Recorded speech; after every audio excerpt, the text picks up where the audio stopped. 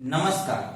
आज हम कक्षा 9वीं विषय हिंदी इनमें से सुप्रसिद्ध कवि गुलजार जी लिखित किताबें इस कविता की जानकारी हासिल करेंगे। गुलजार जी का जन्म 18 अगस्त 1936 जो झेलम जिला है इसमें से पंजाब जो राज्य है भारत में यहाँ हुआ। वे एक सुप्रसिद्ध कवि, लेखककार और नाटककार भी है।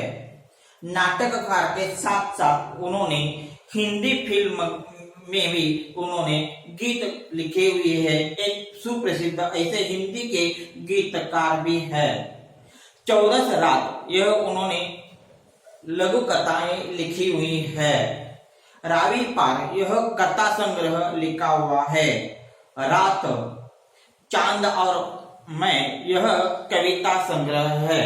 इसी तरह उन्होंने अपनी जिंदगी में कथा संग्रह, लघु कथाएं और कविता संग्रह इनकी रचना की है। तो प्रस्तुत किताबें इस पाठ में कवि ने किताबों के जो पहले के जमाने में किताबों का किस तरह महत्व था, लेकिन आज के जमाने में किताबों का कोई महत्व ही नहीं रहा है। इसका किताबों का मानसिक पीड़ाओं का चित्रण इस किताबे में किया गया है। तो देखिए, किताबें झांकती है बंद अलमारी के शीशे से, बड़ी हजरत से तकती है। यानी जो कवि कहता है आज का जमाना संगणक का जमाना है और ऐसे संगणक के जमाने में किताबों की उपयोगिता दिनों दिन कम ही होती जा रही है। इनके कारण किताबों को अपनी मानसिक पीड़ा का चित्रण करते वक्त किताबें जो है वह किताबें अलमारी में रखी हुई है और ऐसे यह अलमारी में रखी हुई चीज ही किताबें रही है। जैसे सुशोभित दिखने के लिए ही सिर्फ अलमारी में किताबें रखना, यह व्याख्या आजकल हो रही है। इनके कारण जो यह अलमारी से वह बाहर किताबों का निकलना कोई जरूरत नहीं पड़ती।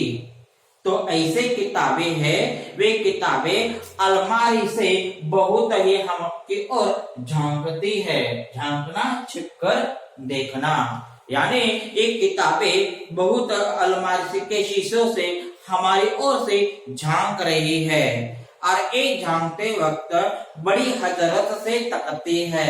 हजरत का मतलब, हसरत का मतलब है कामना, इच्छा। हमारी ओर से वह कामना और इच्छा रखकर हमारी ओर देखती है कि मानो अब तक मुलाकातें नहीं होती, जो शामें उनकी सोहबत में कटा करती थी अब अक्सर नहीं। तो किताबों का महीनों तक कोई हमारा संपर्क भी नहीं होता। महीनों पर गुजर जाते, बीत समय जाता है, उन किताबों का कोई मिलने को नहीं आता। और ऐसा एक समय था कि ऐसा एक पुराने का जमाना में ऐसा एक समय था कि उस समय पर हर शाम पर कोई ना कोई तो किताब लेते थे और वह किताबों का वाचन करते थे, पढ़ते थे और वाचन करने के बाद, पढ़ने के बाद वह किताबें रखकर जो क्या करते थे, सो जाते थे। लेकिन आज किताबें हमें ही प्रश्न पूछ रहा है, पहले के जमाने में ऐसा होता था, लेकिन आज का मतलब आज ऐसा नहीं हो रहा है। गुजर जाती है कंप्यूटर के पर्दों पर, बड़ी बेचैन रहती है किताबें।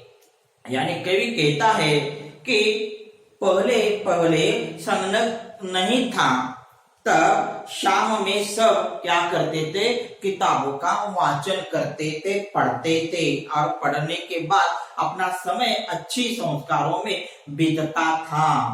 अब कंप्यूटर आ गया और एक कंप्यूटर आते वक्त सभी लोग संगणक तथा कंप्यूटर के सामने बैठते हैं और वह कोई तो जो ज्ञान चाहिए तो उस कंप्यूटर के पर्दे पर ही पढ़ते हैं, लिखते हैं।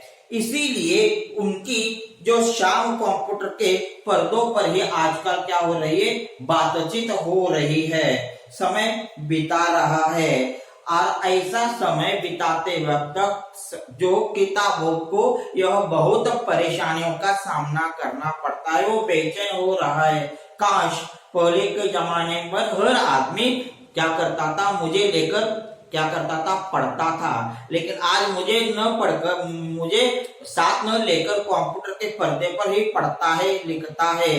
तो इसके कार्य देखकर उसका महत्व कम होने के कारण किताबें को बहुत अफसोस, दर्द तथा बेचैन तथा परेशान हो गए हैं। तो उन्हें अब नींद में चलने की आदत हो गई है, जो कदरे को सुनाती। यानी आज क्या हो रहा है कि जो उन्हें आजकल क्या हो रहा है कि नींद में सोने की आदत ही बन गई है। जैसे किताबों को लगता है जैसा कोई कवि है, वह कवि सो जाता है तो सोते वक्त कवि के मन में या सपने में किताबें ही दिखाई देते हैं। अब अक्सर जो है वह कदरे, कदरे का मतलब क्या है, मूल्य। जो आजकल जो पहले के पहले किताबों में से ही सब कुछ क्या मिलता था, जीवन का मूल्य मिलता था। कदरे, मूल्य, जो जीवन का यह है वह जीवन का सब कुछ मूल्य मिलता था, जानकारी मिलती थी। अब यह मूल्य जो किताबों में मिलता था, लेकिन आज के जमाने में कोई किताब ही नहीं पढ़ता, तो यह मूल्य कैसा मिलेगा। और यह मूल्य कहीं घर में नहीं मिल रहा है। और ऐसे यह है जो जिसके सेल कभी नहीं मरते थे, जो कदरे अब नजर आती नहीं घर में, जो रिश्ते वो सुनाती थी। और ये सब कुछ किताबें है, वह किताबों के रिश्ते संबंधी के बारे में सब कुछ बताते थे। लेकिन आज में मूल्य है, वह मूल्य नजर नहीं आती है। देखिए मुहावरा नजर आना। नजर आना का मतलब है कि जो बरसात के दिनों में जहां देखो वहां हरे भरे पेड़ पौधे नजर आते हैं। नजर आना का मतलब क्या है, दिखाई देना। तो इसी तरह यह जो कदरे है, वह कदरे सब कुछ जो मूल्य है, वह मूल्य जो हो दिखाई नहीं दे रहा है, ऐसा कवि को या किताबों को आभास हो रहा है। जो क्या है देखिए आगे, अब सारे उधड़े उधड़े हैं, कोई सपा पलटता तो इसकी सिसकी निकलती, कई लफ्जों के माने गिर पड़े हैं। यानी कवि को लगता है, क्या लगता है कि किताबों की प्रशंसा करते वक्त एक किताबों के रिश्तों के संबंध के बारे में बताती है, और ये सारे संबंध क्या हो गए, अब उधड़े उधड़े हो गए हैं। उधड़ना का मतलब सिलाई टूटना। जो रास्ते थे वह पहले किताबों का वाचन करने के कारण सभी मूल्य मिलता था, लेकिन आज किताबों का कोई वाचन नहीं करता, पढ़ता नहीं है, इसके कारण वह मूल्य नहीं मिल रहा है।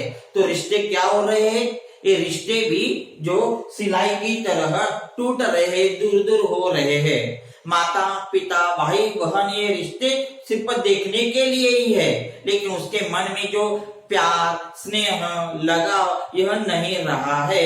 इनके कारण किताबों को बहुत अफसोस तथा दुख हो रहा है। जो कोई सपा पलटता तो सिसकी लगती, यानी कोई जो किताबों का पन्ना पलटता, सफा, सफा का मतलब क्या है, पन्ना। कोई जो किताबें है वह पुरानी किताबों को पलटता तो सपा पलटता तो क्या हो जाता कि पन्ना पलटता, तो उसकी हालत देखकर उन्हें बहुत रोना आता है, वह बहुत दर्द होता है, और उनका गला क्या हो जाता है, भर जाता है, गले से सिसकी निकलने लगती है। और इन पन्नों से जो है वह इन पन्नों से जो लफ्जों के गिर पानी, लफ्जों शब्द, इन पन्नों से जो शब्द है वह शब्द अर्थ फटकर गिर जाते हैं। बिना शब्द वाले यह किताब बनता है। इसीलिए कवि ने एक क्या दिया है, एक उदाहरण दिया है। जैसे पेड़, पेड़ में क्या होता है, पेड़ पर जो फूल पौधे या पन्ना या फल ऐसे होते हैं, लेकिन इसके कारण पेड़ सुशोभित लगता है। लेकिन अब क्या हो गए है, किताबों को कोई पन्ना ही नहीं रहा, शब्द ही नहीं रहा, अर्थ ही नहीं रहा। जिस तरह पेड़ का खुंट होता है, उसी तरह किताबों की भी अवस्था पेड़ के सूखे पेड़ की खुंट की तरह हो गई है। ऐसा कवि क्या करता है, किताबों का हमदर्दी बताते वक्त अपना वर्णन करता है।